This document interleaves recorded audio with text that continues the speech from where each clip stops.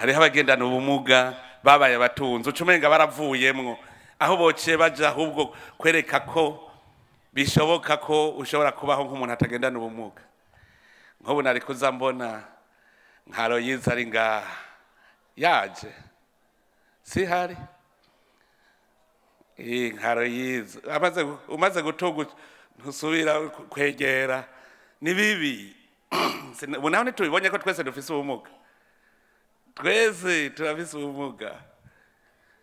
Twifatanye nabo bareke kumva ko umenga n'abantu bibitabwa, umenga n'abantu bo kwihebura, bumve ko baremye bakava muri utwo tuntu two kumva ko umenga n'abantu bari ku ruhande. Ivyo badashoboye nibisanzwe, twese ntavyo dushoboye, tugaza turafatana mu mugongo. Hariho n'abandi rero abonye afise ubumuga umenga aratomboye kugira azarasega, bariho umenga nibakwe barose. Nabo murabona basigaye baja gukota abamugaye mu mihana bakaja kubadadaza kubasegana. Mbe burya barazi ko ari igicumuro, hajya barazi ko bariko baracumura.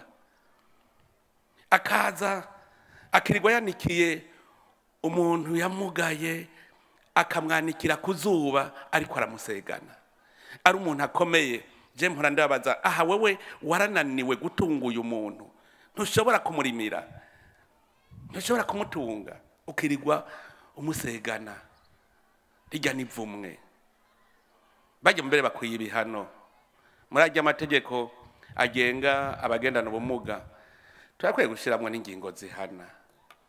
None nk'uwo muvyeyi apfunga umwana yavukanye ubumuga, uwo muntu agenda akirirwa yanikiye ubufise ubumuga ngo ariko aramusegana, ngo barabakotesha, iryo nivumwe.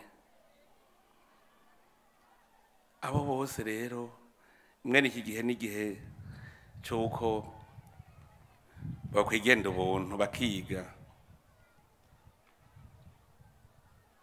Hariho n'abandi bagira nk'urudandazwa rwa magendo, agaca azanuge ufise ubumuga ngo we bari bubijana niwe wobijabukana ukabirengananya abapolisi, akamuha urumogi ngo genda wewe kuko abapolisi bacakore kurengane n'ingoga.